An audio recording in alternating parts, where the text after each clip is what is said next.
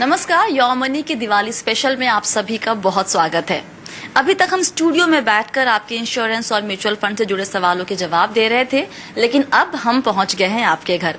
जी हाँ, हम आपके घर आपके साथ बैठकर करेंगे आपकी कंप्लीट फाइनेंशियल प्लानिंग।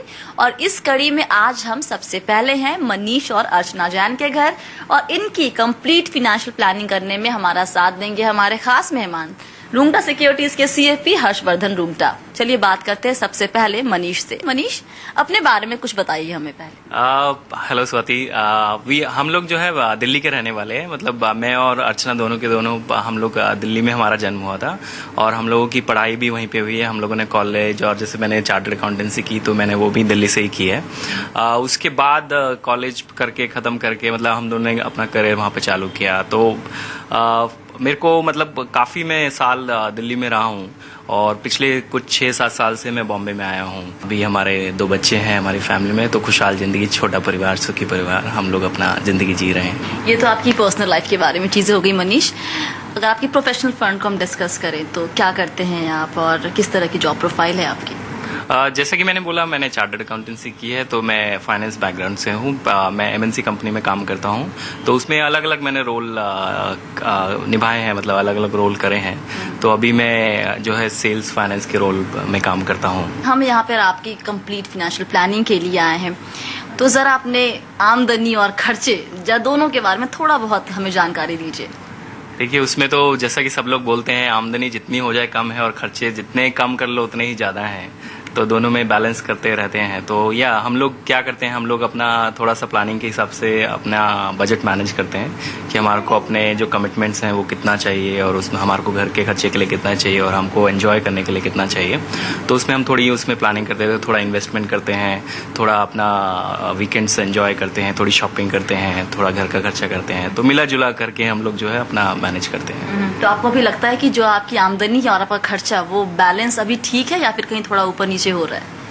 अभी मेरे हिसाब से मतलब अभी जितना हम लोगों ने पिछले कुछ सालों में किया है उसके हिसाब से आई थिंक हम लोग we are making a good move and अभी हमारा ठीक है। बट यस, अभी स्कोप है, मतलब अभी और उसके अंदर कुछ करना है। बेसिकली किस फ्रंट पर आपको अब प्लानिंग करने की जरूरत लग रही है? कुछ गोल्स आपने दिमाग में रखे हुए हैं जहां आपको लग रहा है कि वहां कुछ एक्स्ट्रा एफर्ट डालने की जरूरत है?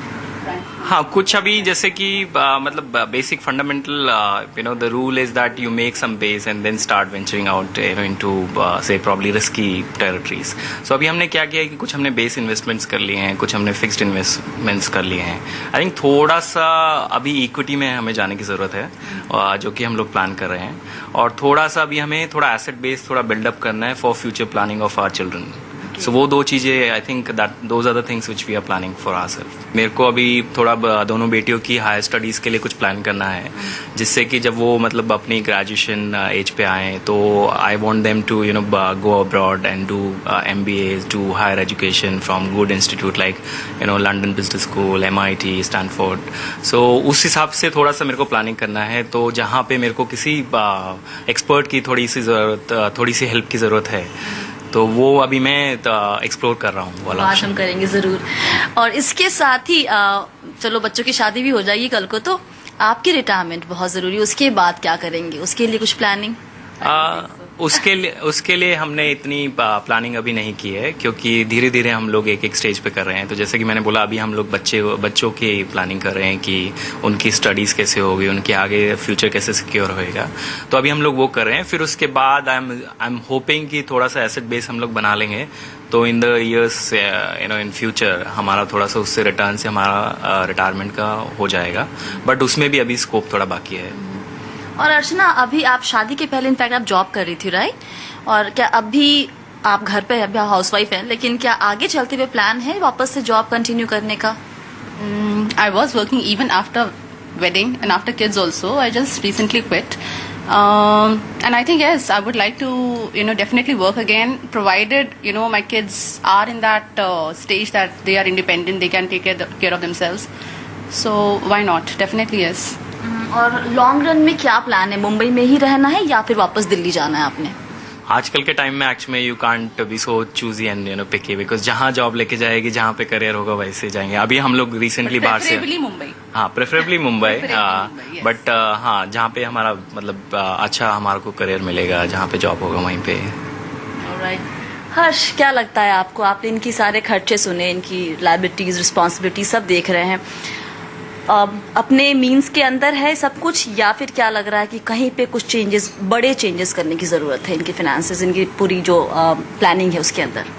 नहीं, देखिए ये एक टिपिकल फैमिली है जिन्होंने अपना asset base real estate and दूसरे फाइनेंशियल प्रोडक्ट्स में भी डाल रखा है. इन्होंने एक चीज सिर्फ कही कि इन्होंने अपने बच्चों की एजुकेशन के हिसाब से मन बना रखा है. सिर्फ उसमें यह है कि उन्हें वो फिगर्स डालने होंगे, थोड़े रियलिस्टिक होके. हम अगर टारगेट चूज करें पहले और शायद हम मिस कर जाएं, वो that's all right. It's better to know the target and miss it than to not know the target and hit it.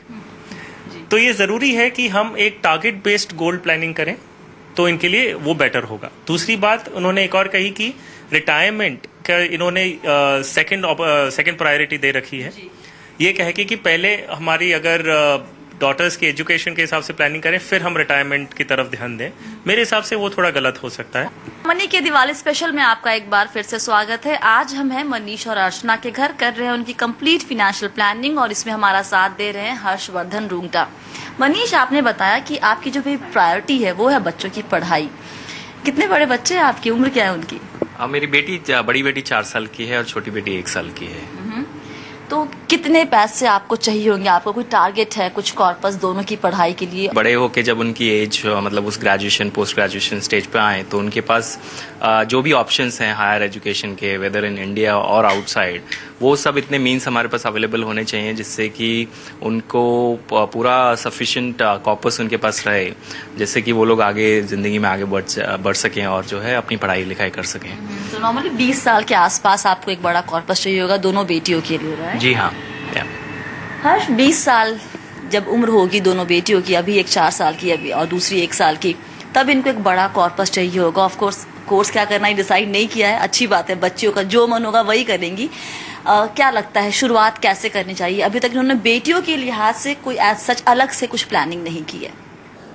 देखिए, मैं आपसे सजेस्ट करूंगा कि आप पहले आज का एक कॉस्ट एस्टिमेट करें कि आप आज कितना आपका कॉस्ट, कोई भी एक पर्टिकुलर एजुकेशन का कितना लगने वाला है. फिर हम उसे इन्फ्लेट करें, और हम जब ये 20 साल के हों, which is about 14 years from now and 19 years from now, तो उस समय ये कॉस्ट करीबन कितना होगा.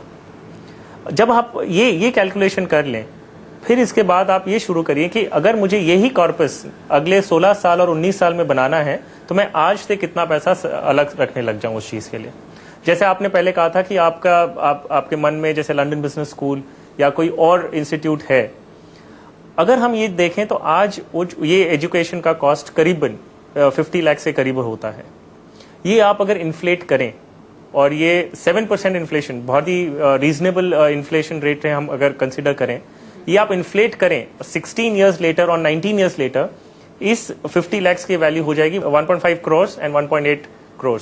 अब आपको अगर 1.5 करोड़ एंड 1.8 करोड़ का टोटल कॉर्पस चाहिए, तो आपको आज से अगर हम कंसिडर करें इन्वेस्टमेंट करना है, तो टोटल अमाउंट आपको 46,000 रुपीज पर मंथ आपको कोई भी इन्वेस्टमेंट एक पर्टिकुलर स्कीम में आपको अलग रखना शुरू करना होगा. दोनों बेटियों के लिए अलग अलग अमाउंट अगर आप स्पेसिफाई कर सके?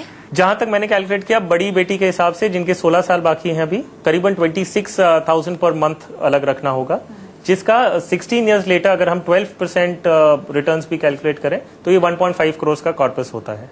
और छोटी बेटी के हिसाब से 20,000 करीबन अगर वो मंथली सेपरेट रखें, तो ये 19 साल में 1.8 करोड़ का कॉर्पस बनता है. तो ये टोटल 46,000 रुपीज का पर मंथ का बजट. अर्चना, आप इतनी शॉक्ड क्यों दिख रही है? 46,000? Frankly speaking, I was not expecting all this, because I was like, thinking कि ठीक है, life is happy and all, and suddenly I am feeling कि 46,000, I mean, ये खाली एजुकेशन के लिए है. सो अभी शादी बची है. Plan for the wedding, we plan for retirement, I mean, I don't know, I'm really at a loss now. Manish, मैं तो सिर्फ हर्ष से यही पूछना चाहूंगा कि 46 नहीं कर सकते हैं, 46,000 हर महीने, तो क्या और कोई ऑप्शन है हमारे पास? कुछ फेस्ड मैनर में करें, या व्हाट विल ही सजेस्ट? हर्ष, एक बार में इतना अमाउंट निकालना और एक आए किसी को ये मालूम चले कि आपको हर महीने 46,000 रुपए निकालने होंगे, कोई भी शॉक्ड हो जाएगा। कोई दूसरा वे आउट है इसी टारगेट को अचीव करने के लिए? देखिए, जो पैसे की जो रिक्वायरमेंट है वो पैसे से ही फुलफिल होगी। यहाँ एक तरीका है कि आप अपने जो टारगेट है वो टारगेट को आप रिड्यूस कर लें, और दूसरा ऑप्शन है कि आप बेस्ट एफर्ट आपसे आज जितना हो सकता है, present also should be pleasant. आप फ्यूचर की आप अगर इतनी टेंशन फ्यूचर की लेंगे तो आप शायद आज अपना regular day to day affairs peacefully नहीं हैंडल कर सकते। आप शुरू करिए जहां पे आप कंफर्टेबल हैं, जितना अमाउंट से आप कंफर्टेबल है आप वो अमाउंट से शुरू करिए। इंपॉर्टेंट क्या है, आपको अपना टारगेट मालूम है, और आपको ये भी मालूम है कि अगर आपको आइडियली अपना टारगेट मीट करना है तो आपको 46,000 पर मंथ इन्वेस्ट करना है। बेटियों के लिए हम इनकी पढ़ाई के लिए कॉर्पस डिसाइड करना चाह रहे हैं, उसका क्या तरीका क्या होगा? क्या कोई चाइल्ड प्लान ले या फिर म्यूचुअल फंड ही एक ऑप्शन आपको लगता है? देखिए, इनके लिए क्या सही होगा, पहली बात ये आइडेंटिफाई करें कि इनका इन्वेस्टेबल सरप्लस हर महीने का कितना है। जी।